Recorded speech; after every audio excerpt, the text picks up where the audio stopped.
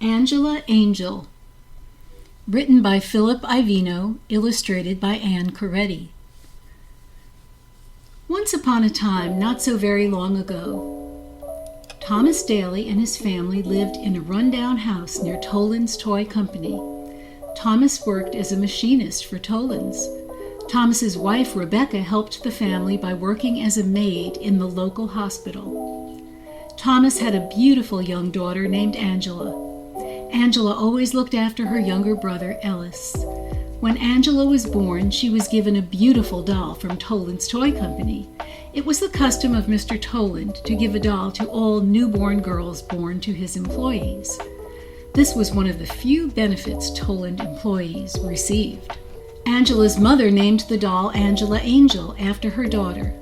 It was one of those dolls with a pull string attached that would say, "You look pretty today," or "I'm sleepy," depending on which recording was in the queue.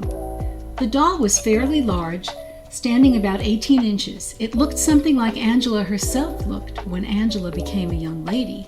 She had a clear complexion with light brown hair. Angela Angel had brown eyes and a constant, gentle smile with big rosy cheeks. As Angela grew up, she discovered that this was a very special doll.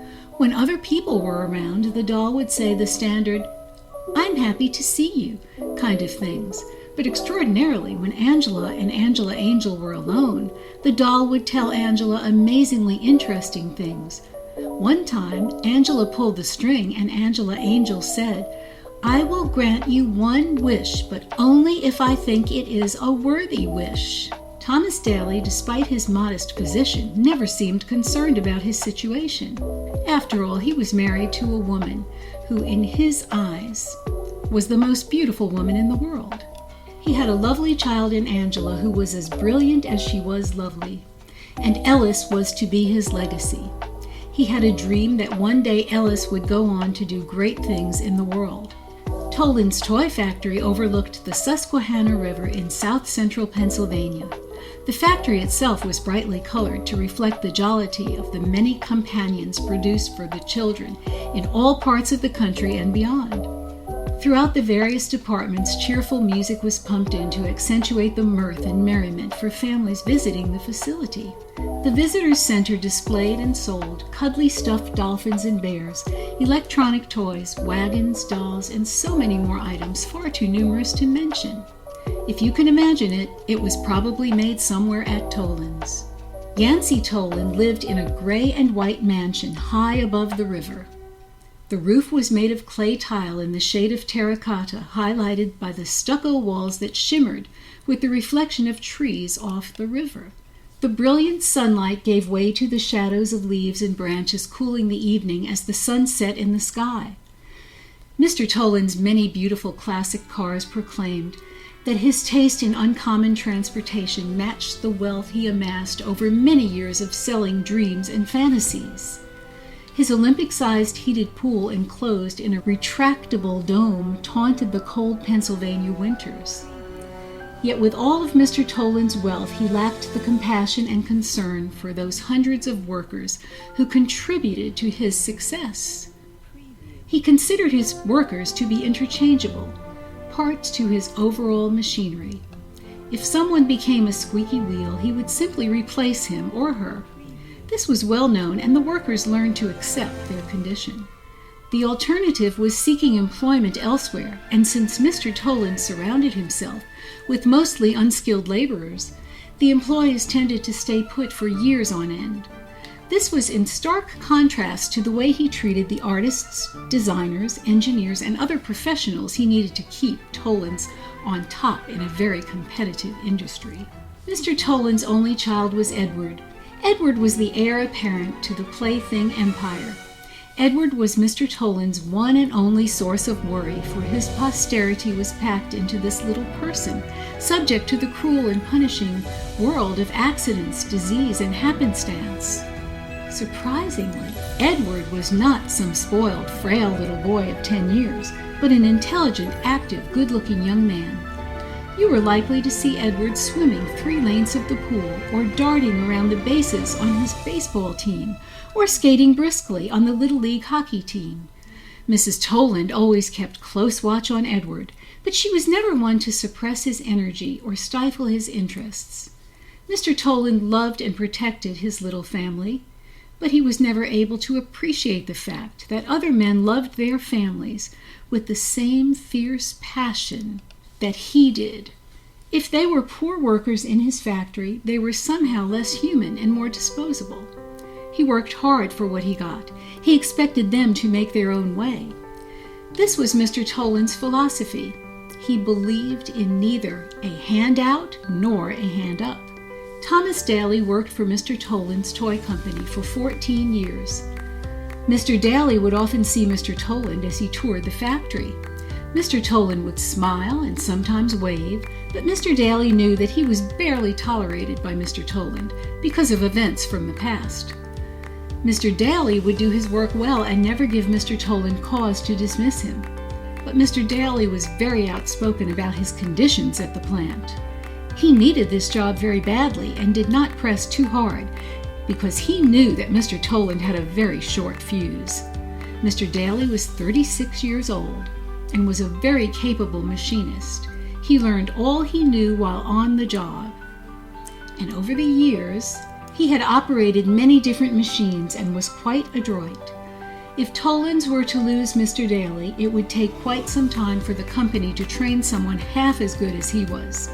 Mr. Dailey had sharp, angular features, a sinewy body, and a quiet, strong presence.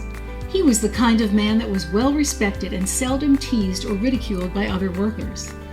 He had a serious nature as he plodded through life with one main goal. This was the same goal that Yancey Tolland had. He wanted his son as well as his daughter to prosper in this world. Mr. Dailey worked hard and saved everything he could in order to make this happen. Fate steps in, and a look back on how our story started. The day Angela was born, October 3rd, 1992. This was the happiest day in Thomas Dailey's life. On this day, Angela Dailey was born. Thomas's joy could not be suppressed beneath his usual demeanor of stoicism. He was both proud and worried. He worried about the future for his tiny child. He worried about Angela's safety and health. Rebecca assured Thomas that the Lord had a way of providing. With love and guidance, Rebecca knew that Angela would grow up to be a credit to her parents. As babies go, Angela was fairly typical, born of average weight and average height. Everything was pretty much average, except that Angela was born into a family that struggled to make ends meet. Angela would receive a public school education, but took learning seriously and flourished. Angela had to depend on being healthy, with Rebecca serving as her doctor, since the family could not afford health care or health insurance. Angela's clothes were purchased at yard sales and from thrift shops. She would never go on trips and basically learn to entertain herself. It would have been very easy for Angela to become a whiner, but she was a loving child, living a safe and happy childhood. Mrs. Dailey always kept Angela grounded. She loved her husband, but knew that Thomas could be a bit abrupt with his daughter. In an effort to prepare her for a callous world, Rebecca made certain that Angela was courteous and treated people with respect. Angela had the best traits of her mother, along with the realistic view of life her father could provide. The day Edward was born, January 15, 2000. This was the happiest day in Yancey Tolland's life. He was happier today than he was when he was 12 years old and hit 3 home runs over the fence in one game. He was happier today than the day his own father relinquished control of Tolland's toy company over to him. He was even happier today than the day over 2 years ago when he married the beautiful Terry Tolliver. This day, Edward Tolland was born. Edward would be the future of Tolland's toy company. As babies go, Edward was fairly typical, born of average weight and average height. Everything was pretty much average, except that Edward was born into a family that was far beyond average if your measure is wealth. Edward would receive the best education, the best health care, and the best clothes. He would go on the best trips and basically have the best of everything. It would have been very easy for Edward to become a spoiled boar. But fortunately, Mrs. Tolland always kept Edward grounded. She loved her husband, but knew that Yancey Tolland could be a bit overbearing. She also made certain that Edward was courteous and treated people with respect. Edward had the best traits of his mother, along with the advantages his father could provide. The day Ellis was born, January 22nd, 2000. This was the new happiest day in Thomas Dailey's life, or at least tied with a day 8 years earlier. Exactly 1 week after Edward Tolland was born, Ellis Dailey was born. Thomas's joy was much more subdued. He was both proud and worried. He worried about the hospital bills. He worried about Ellis's future. Rebecca assured Thomas that the Lord had a way of providing. With love and guidance, Rebecca knew that Ellis would grow up to be a credit to his parents. As babies go, Ellis was fairly typical, born of average weight and average height. Everything was pretty much average, except that Ellis was born into a family that struggled to make ends meet. Ellis would receive a public school education, as most people do. Ellis had to depend on being healthy, with Rebecca serving as his doctor, since his family could not afford health care or health insurance. Ellis's clothes were purchased at yard sales and from thrift shops. He would never go on trips and basically learned to entertain himself. It would have been very easy for Ellis to become a complainer, but he was a happy child, living a safe and happy childhood. Mrs. Dailey always kept Ellis grounded. She loved her husband, but knew that Thomas could be a bit hard on his son in an effort to prepare him for a brutal world. Rebecca made certain that Ellis was courteous and treated people with respect. Ellis had the best traits of his mother, along with the realistic view of life his father could provide.